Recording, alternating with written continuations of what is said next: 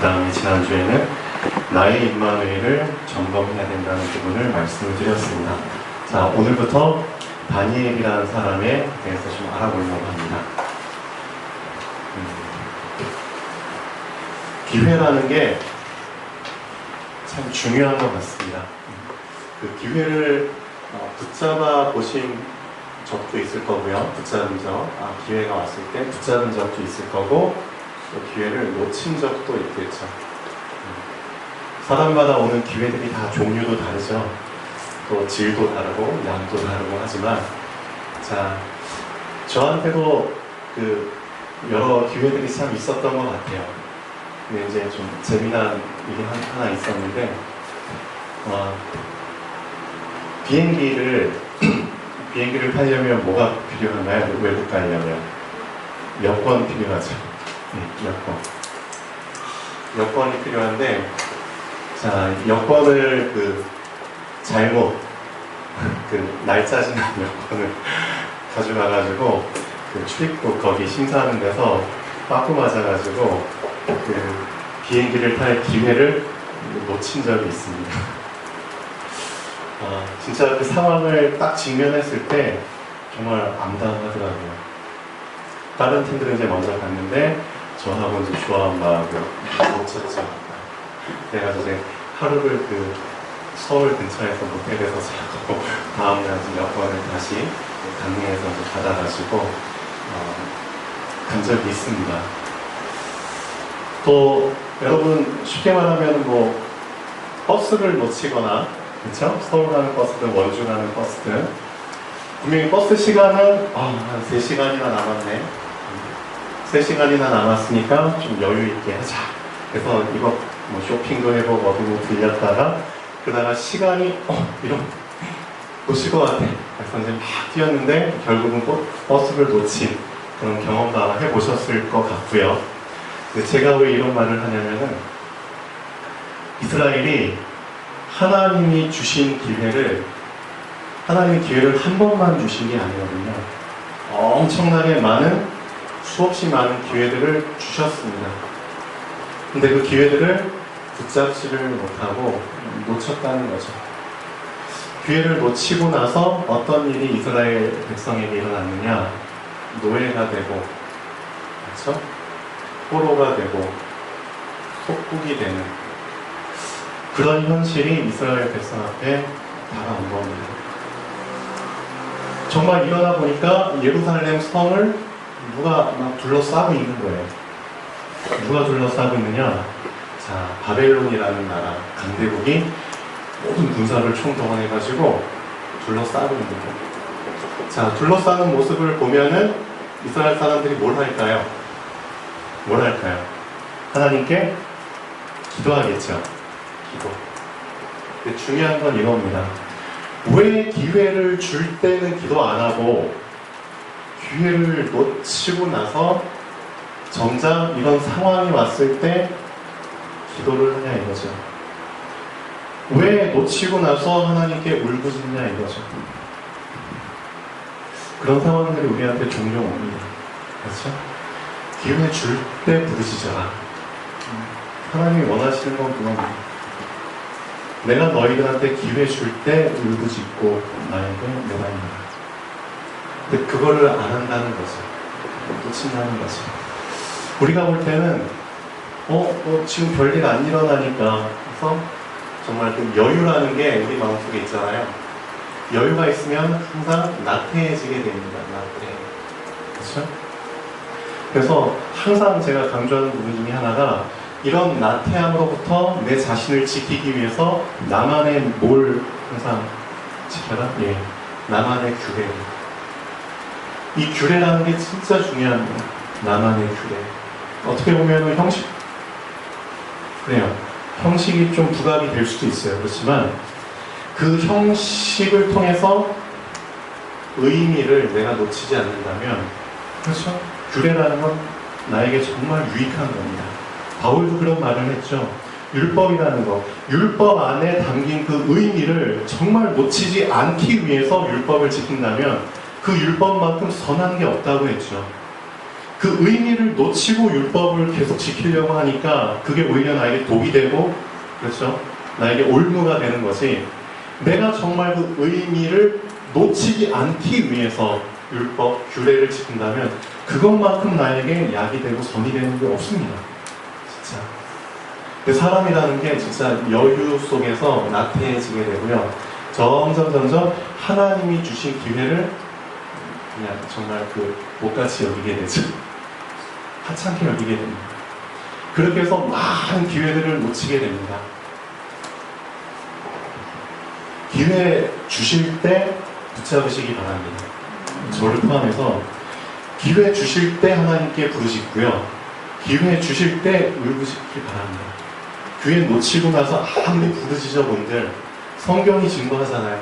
하나님이 기회 놓쳤을 때, 이스라엘 백성이 부르짖었을 때 하나님 들으셨습니까? 안 들으셨습니다. 결국 노예됐고요, 포로됐고요, 소국됐습니다. 지금도 하나님은 우리에게 기회를 주고 계십니다. 절대 놓치지 마시고요. 자, 본론 한번 보겠습니다. 유다 왕 여호야김이 다스린 지 3년이 되는 해. 자, 결국은 이 유다 왕 여호야김이 이스라엘의 마지막 왕이 된 겁니다. 마지막 왕. 하나님이 수많은 선지자들을 통해서 미리 경고하셨습니다. 맞죠? 이스라엘 너희들 정말 나 찾지 않고 자꾸만 딴짓하면은, 우상 섬기고 너희들 마음대로 하면은 분명히 내가 너희들 이렇게 할 거야 라고 수많은 선지자들을 통해서 경고하셨거든요. 그런데도 이스라엘 왕과, 그렇죠, 수많은 이스라엘 왕과 또 관리들과 백성들은 그 말을 우습게 여긴 겁니다. 에이, 설마 우리 때 이런 일이 일어나겠어? 이렇게 평온한데. 근데 이제 여호야김 왕 때 실제 이런 일이 일어난 거죠. 이 여호야김은 왜 어떻게 생각했을까요? 왜 하필 나야? 왜 하필 내 때 이런 일이 일어난 거야? 그렇게 생각할 수도 있었겠죠. 왜 하필? 근데 진짜 그 일이 일어난 겁니다. 그 왕 때. 3년 되던 해. 바벨론 왕 느부갓네살이 예루살렘에 이르러 성을 에워쌌더니. 자, 그때 이스라엘 백성들, 예루살렘 성 안에 있는 백성들은 완전히 아비규환이 됐겠죠. 이젠 끝이구나. 하나님 앞에 밤을 새서 금식하면서 기도하는 사람들도 많았겠죠. 근데 하나님이 듣지 않으셨죠. 주께서 유다 왕 여호야김과 하나님의 전 그릇 얼마를 그의 손에 넘기시며, 이미 하나님은 기회를 놓친 사람은 넘기십니다. 네. 이거를 여러분들은 그냥 역사 이야기로만 들을 겁니까? 나하고는 상관없어, 그렇게 들으실 겁니까? 아니면 나랑 연결시켜서 좀 들으실 겁니까?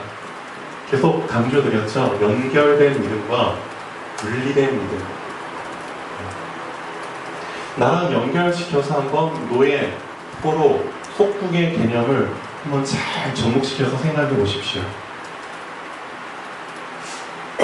노예라는 의미를 나에게 어떻게 연결시킬 수 있을까? 노예라는 의미 안에는 뭐가 담겨져 있죠? 주종관계가 바뀌었다는 겁니다. 내가 누군가를 이제 섬겨야 된다는 겁니다. 나의 바람과 의지와 상관없이 누군가에게 절대 복종해야 된다는 겁니다. 내가 하나님이 주신 기회를 놓치면 놓칠수록 결국은 점점 노예 같은, 그렇죠, 삶을 살 수밖에 없는 겁니다. 한번 나의 삶을 돌이켜보세요. 내가 어떤 거에, 누군가에, 아니면 어떤 환경에, 어떤 일에 계속 노예 같은 상황으로 내가 지금 살고 있지 않은가. 포로는 뭐죠? 싸움을 했어요. 졌다는 뜻입니다. 져서 잡혔다는 거죠. 그리고 뭔가 도망가다가 붙잡혔다는 의미가 있겠죠. 싫어서 도망가는데 잡힌다. 싸우다가 힘이 없으니까 져서 이제 잡힌 거예요. 그런 상황이 나에게 있지 않습니까? 그럼 곰곰이 생각해 보세요. 또는 속국, 나의 삶을 어느 정도는 지킬 수 있지만 그 가운데 항상 눈치를 봐야 되고요. 그렇죠? 나의 것을, 얼마를 항상 누군가에게 줘야 되는 그런 상황들. 내가 살면서. 그런 부분들이 나에게 많이 있습니까? 아니면은 적습니까? 내가 기회를 놓치면 놓칠수록 이런 노예 포로 속국의 상황들은 나에게 많이, 그렇죠? 나의 삶에 있어서 많이 차지할 것입니다. 나의 24시간이나 나의 일주일, 나의 인생을 한번 되돌아보세요. 나의 인생의 상당 부분을, 나의 하루의 상당 부분을 정말 이런 노예 포로 속국과 같은 상황들이 나를 지배하고 있는지. 결론 한번 보겠습니다. 먼저 하나님이 주신 기회를 계속해서 놓치게 되면 이건 성경이 증거하고 있는 겁니다. 노예, 포로, 속국이 되는 현실 앞에 설 수밖에 없습니다. 근데 반대로 하나님이 주신 기회를 계속해서 붙잡게 된다면 정복하고 다스리는 현실 앞에 서게 됩니다. 그렇죠? 하나님께서 주신 약속입니다. 창세기 1장 28절. 정복하고 다스려라. 하나님의 형상을 계속 붙잡고, 그렇죠? 하나님의 함께 하심이 임마누엘을 계속 누리고 있다면은 창세기 1장 27절. 그 사람은 정복하고 다스리는 현실 앞에 계속 살 수 있는 겁니다. 근데 반대로 그 기회를 놓치게 되면 노예, 포로, 속국의 상황 속에 계속 비참한 눌리는 삶을 살게 되는 거죠. 진짜 나랑 연결시켜서 한번 생각해 보십시오. 이 부분을 정말 점검하셔야 됩니다. 나의 임마누엘. 자, 2번 보시죠. 왕이 환관장 아수브나스에게 말하여 뭘 말했냐면은, 왕이 관리 중에 한 사람에게 이스라엘 자손 중에서 왕족과 귀족 몇 사람, 곧 조건을 제시했죠. 흠이 없고 용모가 아름다우며 모든 지혜를 통찰하며 지식에 통달하며 학문에 익숙하며 왕궁에 설만한 소년을 데려오게 하였고, 그들에게 갈대아 사람의 학문과 언어를 가르치게 하였고, 또 왕이 지정하여 그들에게 왕의 음식과 그가 마시는 포도주에서 날마다 쓸 것을 주어 3년을 기르게 하였으니 그 후에 그들은 왕 앞에 서게 될 것이라. 근데 이제 그들 가운데 다니엘과 세 친구가 있었죠. 근데 환관장이 그들의 이름을 고쳤다고 나옵니다. 바벨론식으로 고쳤겠죠. 근데 이 구절을 통해서 우리가 좀 붙잡아야 될 부분이 있습니다. 첫 번째, 실제 노예, 포로, 속국이 되는 현실이 눈앞에 닥친 겁니다. 이 현실을 사람의 힘으로는 절대 무너뜨릴 수가 없습니다. 바꿀 수 없습니다. 진짜 넘사벽이죠. 넘을 수 없는 벽이 돼버린 겁니다. 불가능한 벽이 돼버린 겁니다. 아마 그렇죠. 이런 현실 앞에 많은 사람이 부딪히게 되면은 정말 좌절, 절망, 절대 절망 속에 빠지겠죠. 이제 다 끝이야. 근데 결론에서도 말씀드리겠지만 사람이 보는 현실과 하나님이 보는 현실은 너무나 다르다는 겁니다. 다니엘도 어떻게 보면은 이젠 진짜 이스라엘 끝이구나, 그런 절망적인 상황 속에 있었겠죠. 근데 하나님께서는 참 재밌습니다. 느부갓네살 왕한테 어떻게 이런 생각을 주셨을까? 실제 그 강대국이 약소국을 정복하게 되잖아요. 그럼 약소국 그냥 자기 마음대로 하면 됩니다. 모조리 전멸시켜도 되고요. 맞죠? 완전히 그냥 모든 백성 다 노예로 삼아도 되고요. 그런데 왜 유독 느부갓네살 왕에게 하나님이 이런 생각을 주셨을까요? 분명히 정복 당한 나라예요. 그 나라에서 몇 사람을 뽑아서 정말 잘 키워서 우리나라를 다스린 관리로 만들어라. 왜 이런 생각을 왕이 하게 됐을까요? 저는 분명히 하나님이 느부갓네살 왕에게 이 생각을 주셨다고 저는 봅니다. 그 이유는 하나입니다. 현실, 그렇습니다. 불가능하다. 그렇지만 하나님께서는 이 현실을 마음껏 요리하실 수 있는 분이다. 어떻게 이 현실, 불가능한 현실을 멋있게 요리해서 마음껏 주물러서 하나님이 이 현실을 바꿔가는지를 한번 봐라. 그런 케이스로 느부갓네살 왕한테 이런 생각을 딱 주시죠. 결국은 하나님이 어떤 단어를 집어넣으신 거냐면은 어떤 상황 속에서도 나는 살아남는 자를 남길 것이다. 결국 렘넌트에 대한 그런 언약입니다. 근데 느부갓네살과는 전혀 알고 있겠죠? 전혀. 여기에서 뽑힌 자 중에 진짜 하나님이 계획한 이 현실을 뛰어넘게 계획한 그 렘넌트들이 숨어 있었다는 거죠. 하나님은 그걸 보여주시길 원하시는 겁니다. 현실이 아무리 크다고 해도 하나님이 보시는 현실은 전혀 다르다는 겁니다.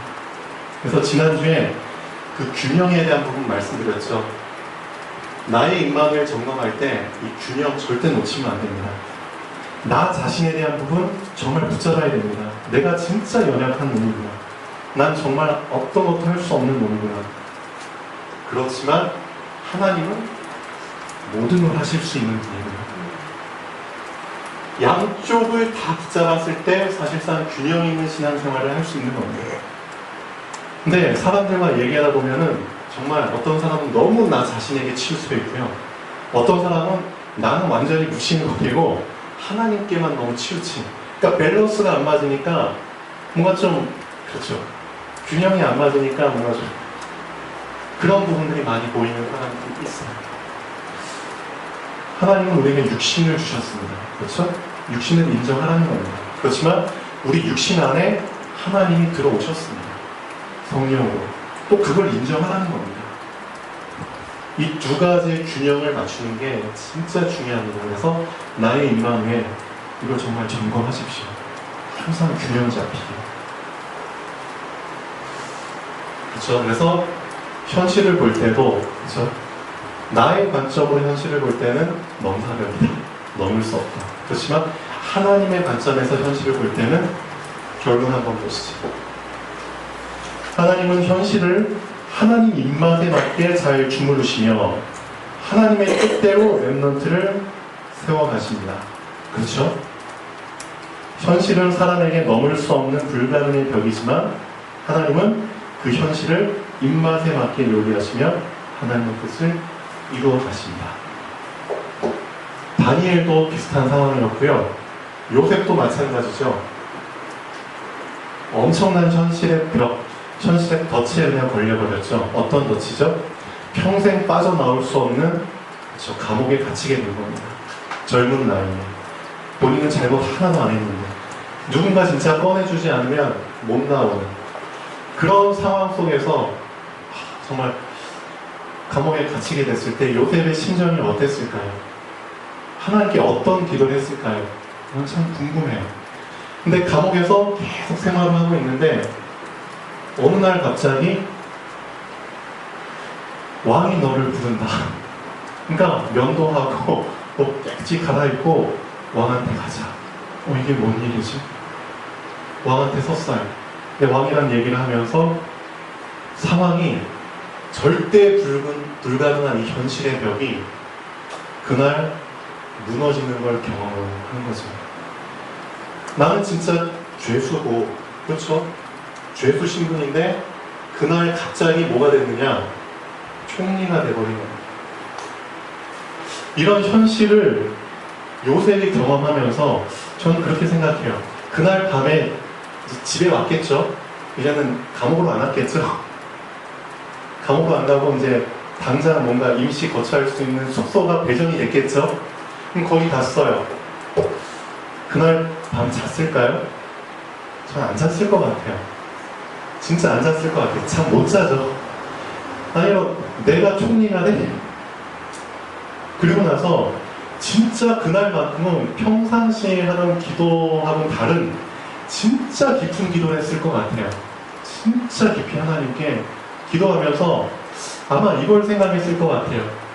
요셉이 30살에 이제 이런 일이 벌어졌잖아요. 자신이 30년 동안 쭉 지내온 삶을 쫙 돌려봤을 것 같아요. 아, 나에게 이런 현실들, 나에게 이런 삶들이 있었는데 이 현실이 하루 만에 이렇게 바뀌어버렸구나. 그리고 나서 이런 생각을 했겠죠. 아, 나에게 넘을 수 없는 이 현실을 하나님은 나 모르게 한편에서 하나님 입맛에 이미 요리를 쫙 하고 계셨었구나. 그 요리의 하이라이트가 바로 오늘이었구나. 그런 걸 경험해 봐야 되겠죠, 우리도. 멋있는 분이십니다. 자, 그런데 중요한 건 뭐냐면, 사단은 이런 현실 속에서 기회를 놓치게 하기 위해서, 그렇죠? 기회를 놓치게 하기 위해서 사단은 뭘 하느냐? 지속을 한다는 겁니다. 절대 기회를 붙잡지 못하도록, 하나님이 주신 기회를 붙잡지 못하도록 사단이라는 놈이 자기 딴에 지속을 한다는 겁니다. 그 지속 속으로 우리 사람을 끌고 집어넣는 겁니다. 어떤 지속이죠? 아까 본문 말씀에 읽은 것처럼, 자, 왕이 그 흠없고, 그렇죠, 좀 가능성 있는 청년들, 소년들이죠. 어떻게 보면 10대 후반 정도밖에 안 되겠죠. 그 소년들에게 뭘 줬다고 했죠? 왕의 진미. 왕이 먹는 것들을 주고 왕의 포도주를 준 거예요. 그거를 뭘 했다고요? 지속을 했다는 겁니다. 그러면은 그 지속 속에 들어간 소년들은 생각이 어떻게 바뀔까요? 와, 우리는 특별히 뽑혔대. 우리 특별히 뽑혔대. 와, 우리 이 바벨론 어마어마한 나라의 관리가 될 거래. 그리고 와, 왕이 구별해가지고 왕의 음식들을 날마다 우리에게 준대. 그 사단의 지속 속에 들어가면은 나의 정체성, 그렇죠? 난 이스라엘 백성이야. 난 하나님의 백성이야. 그 정체성이 어떻게 돼버릴까요? 네, 흐지부지 하다가 이제 없어져 버리겠죠. 사단의 지속입니다. 사단의 지속. 그리고 아예 그 지속을 또 확실히 하기 위해서 환관장이 이 이스라엘 이름을 어떻게 바꿔버리죠? 바벨론식으로 바꿔버립니다. 다니엘이라고 계속 불리다가 뭐야, 바벨론식으로 이름을 계속 불리게 되면 어떻게 되죠? 나의 정체성이 없어져 버리는 겁니다. 사단은 이 하나님의 기회를 놓치게 하기 위해서 사단의 지속 속에 사람들을 자꾸 집어넣는 겁니다. 우리는 어떻습니까? 우리도 사단의 지속 속에 들어가잖아요. 근데 다니엘이 붙잡은 방법이 있습니다. 다니엘 결론 한번 보시죠. 자, 지속의 싸움입니다. 진짜 지금도 지속의 싸움입니다. 사단도 지속하고 있고요, 하나님도 지속하고 있는데, 사단의 지속 속에서도 하나님의 지속 속에 들어간 자는 사단의 지속을 깰 수 있는 겁니다. 이 다니엘이 사단의 지속 속에 들어갔지만 나름대로 뜻을 정해서 하나님의 지속을 붙잡은 겁니다. 그걸 우리에게 보여주는 겁니다. 다니엘이 이 하나님의 지속을 놓치지 않기 위해서 붙잡은 것처럼 너희도 본받고 너희 나름대로 하나님의 지속을 붙잡아라. 나만의 규례. 그렇죠? 자, 뜻을 정하여. 몇 살짜리가 뜻을 정했나요? 부끄럽죠? 우리가 볼 때는. 내 평생에 그 뜻을 정해본 적이 있나? 저도 벌써 40대 이제 중반을 향해 가고 있고요. 여기 계신 분들 60대를 향해 가시는 분도 있고. 좀 솔직히 부끄럽습니다. 이 사단의 지속 속에 들어가지 않기 위해서, 하나님의 지속을 붙잡기 위해서 각 10대 중후반의 소년이 뜻을 정했는데, 나는 뭐지? 내 인생에서 이렇게 뜻을 정해서 뭔가 하나님의 지속 속으로 들어가려고 한 적이 과연 있었는가? 몇 번이나 있었는가? 좀 생각을 해보게 됩니다. 근데 한번 반문을 해보게 돼요. 그렇다면 나는 왜 뜻을 못 정했지? 누구나 다 뜻을 정하고 싶어 하잖아요. 도전받아요. 근데 실제 뜻을 정하려고 하면은 뜻을 정할 수가 없어요. 정하고 싶은 마음은 있는데 왜 나는 뜻을 못 정하지? 곰곰이 생각을 해봐요. 그 이유가 분명히 나옵니다. 다니엘은 어떻게 뜻을 정했지? 그건 바로 평소에 다니엘이 뭘 지속하고 있었냐면, 뜻을 정할 수 있도록 만드는 믿음을 지속했다는 겁니다. 그게 키포인트입니다. 평상시에 나의 믿음을 계속 지속하고 있는 사람이 사실상 뜻을 정할 수 있는 겁니다. 뜻을 정할 수 있는 힘이 깔려 있게 되는 겁니다. 그 믿음으로 말미암아. 근데 여러분들 중에 뜻을 못 정했다, 정하고 싶은데 못 정한다? 그러면은 딴 데 이유가 있는 게 아닙니다. 평소 나의 믿음을 지속을 못했다는 겁니다. 믿음을 지속해야지만 이런 뜻을 정할 수 있는 겁니다. 이 부분 한번 잘 생각해 보십시오. 그래서 평소 믿음을 지속한 자가 뜻을 정할 수 있는 겁니다. 그 소년들 속에서 그렇죠? 다니엘은 자기만의 믿음을 지키고 있었다는 겁니다. 다른 소년들하고 달리. 그렇기 때문에 하나님께서는 그 다니엘에게, 그렇죠? 뜻을 정할 수 있도록 기회를 주셨고, 다니엘은 그 기회를 붙잡은 것이고요. 그 기회를 환관장에게 결단으로 얘기할 수 있었고요. 또 하나님은 이런 구절이 나오잖아요. 하나님이 다니엘로 하여금, 자, 누구에게? 환관장에게 은혜와 긍휼을 얻게 하신지라. 즉 하나님이 환관장에게도 이미 작업을 하셨다는 겁니다. 다니엘이 말한 것을 환관장이 그 부탁을 들어줄 수 있게끔 환관장에게 이미 작업을 하셨다는 겁니다. 놀랍죠. 그래서 오늘 다니엘 첫 부분을 통해서 우리가 정말 붙잡을 만한 부분이 좀 있습니다. 그래서 이번 주에 다니엘에 대해서 좀 한번 생각을 해보는 시간을 가지면 좋겠습니다. 결론 다시 한번 보겠습니다. 평소 믿음을 지속한 자가 뜻을 정할 수 있는 겁니다. 그래서 뜻을 정하기 이전에 우리는 내가 나의 믿음을 지속하고 있는지를 먼저 확인하셔야 됩니다. 나의 믿음. 지속의 싸움입니다. 사단의 지속 속에서도 하나님의 지속 속에 들어간 자가 사단의 지속을 깰 수 있습니다. 결국은 다니엘이 사단의 지속을 깨버렸잖아요. 우리 다니엘 얘기 알잖아요. 하나님이 주신 기회를 계속해서 놓치게 되면 내 자신 점검해야 됩니다. 노예, 포로 속국이 되는 그런 현실 앞에 서게 됩니다. 그래서 이런 상황 오지 않도록 하나님이 주신 기회를 계속해서 붙잡길 바랍니다.